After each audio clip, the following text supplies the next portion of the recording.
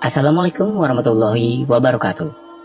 Suatu ketika, Nabi Isa alaihissalam berkata kepada ibunya, "Dunia ini hanya sementara, sedangkan akhirat itu kekal. Untuk itu, marilah kita berangkat ke sebuah bukit di Lebanon untuk beribadah kepada Allah dengan puasa di siang hari dan sholat di malam hari. Allah telah menyediakan perbekalan berupa daun-daun sebagai makanan dan air hujan sebagai minuman." Kemudian mereka berdua berangkat dan menetap cukup lama di bukit itu. Suatu hari, Nabi Isa alaihissalam pergi menuruni jurang untuk mengambil dedaunan untuk dijadikan sebagai makanan pada saat berbuka puasa. Pada saat itu, malaikat maut datang menemui ibunya. Setelah mengucapkan salam, sang malaikat berkata, "Hai Maryam yang tekun berpuasa di siang hari dan beribadah di malam hari. Sebenarnya kamu ini siapa?" tanya Maryam. "Sekujur tubuhku bergetar mendengar suaramu dan pikiranku meracau karena wibawamu," lanjut ibu Nabi Isa alaihissalam. "Aku ini yang tidak punya kasihan terhadap anak karena kecilnya, tidak hormat pada yang besar karena dewasanya. Akulah yang bertugas mencabut nyawa," jawab malaikat maut. "Malaikat maut, apakah kedatanganmu kepadaku hanya berkunjung atau hendak mencabut nyawaku?" tanya Maryam. "Siapkah dirimu menghadapi maut?" tanya malaikat maut. "Maukah kamu memberi tempo walau sebentar saja? Aku sedang menanti kedatangan kekasih dan buah hatiku, permata dan penawar kegelisahan hatiku," pinta Maryam. "Semuanya bukan aku yang menentukan. Aku hanya seorang hamba Allah yang diberi tugas. Demi Allah, aku tidak kuasa mencabut nyawa seekor nyamuk pun tanpa seizin Tuhanku. Aku tidak akan menunda sedetik pun untuk mencabut nyawamu di tempat ini," kata malaikat maut menegaskan. "Malaikat maut, kamu telah dipercaya mengemban tugas. Sekarang laksanakanlah tugasmu itu," sahut Maryam. Malaikat maut pun kemudian mencabut nyawa Maryam. Nabi Isa alaihissalam datang terlambat ke tempat ibunya hingga masuk akhir waktu Isya. Ia datang menaiki bukit dan membawa dedaunan dan kubis di tangannya. Beliau tidak mengetahui kalau ibunya sudah meninggal. Ketika melewati mihrab ibunya dan memandang ibunya yang tegak di mihrabnya, beliau mengira bahwa ibunya tengah menyelesaikan sholat fardunya. Setelah itu, beliau meletakkan apa yang dibawanya dan kemudian tegak beribadah hingga tengah malam. Seusai beribadah, beliau memandangi ibunya dan memanggilnya dengan suara yang penuh kasih dari dalam lubuk hati yang khusyuk. "Salam sejahtera, mudah-mudahan tetaplah untuk Bunda. Waktu kini telah malam. Sekarang tibalah saatnya berbuka bagi yang berpuasa, serta tiba pula saatnya untuk beribadah. Kenapa ibu berdiam diri tanpa melakukan semua itu?" Begitu cara Isa menyapa ibunya. Setelah sekian lama menunggu dan tidak ada reaksi dari sang ibu, Nabi Isa alaihissalam pun kembali. "Memang tidur itu nikmat," kata Nabi Isa. Kemudian kembali menghadap ke mihrabnya, tanpa sedikit pun makanan yang masuk ke dalam perutnya malam itu sampai sepertiga malam.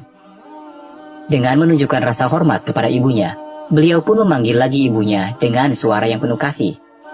"Salam sejahtera tetaplah kepada Bunda." Namun, ibunya tak bereaksi sedikit pun. Nabi Isa alaihissalam kemudian menghadap lagi mihrabnya hingga terbit fajar.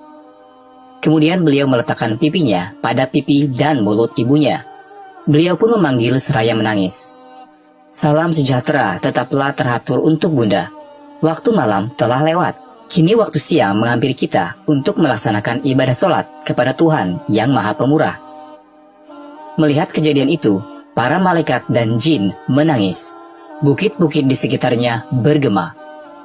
Melihat hal itu, Allah lalu menguji para malaikat. "Mengapa kalian menangis?" tanya Allah.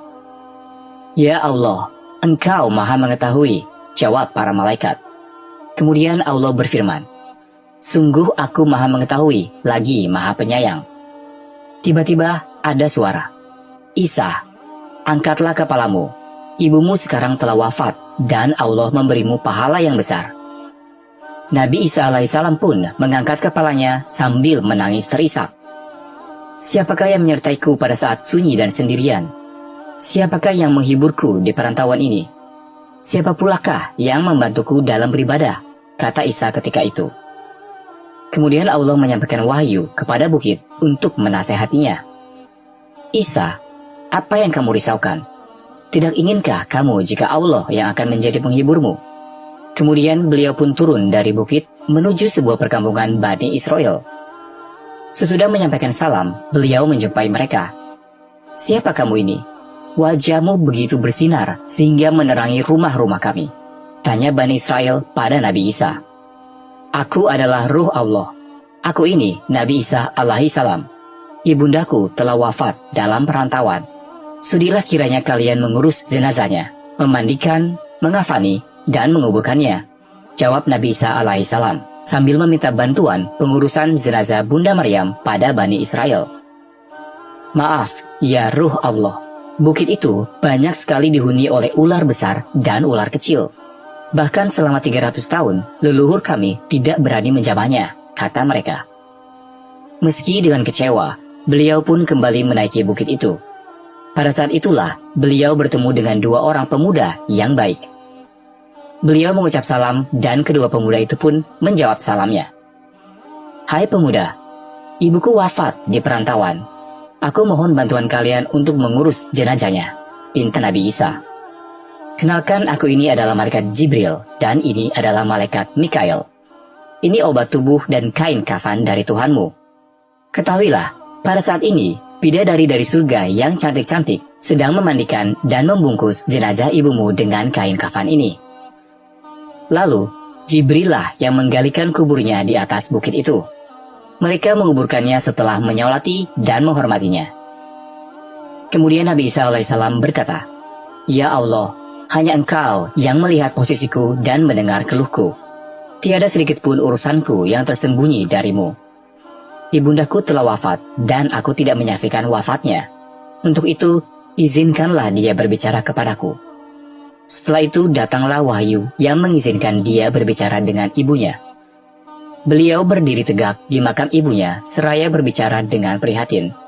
Salam sejahtera tetaplah terhatur kepada bunda, sapa Nabi Isa alaihissalam.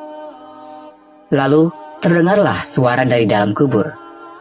Kekasihku, duhai buah hatiku. Bunda, apa yang bunda peroleh di tempat pembaringan dan tempat kembali itu? Bagaimana pula bunda menghadap Tuhan? Tanya Nabi Isa alaihissalam kepada ibundanya.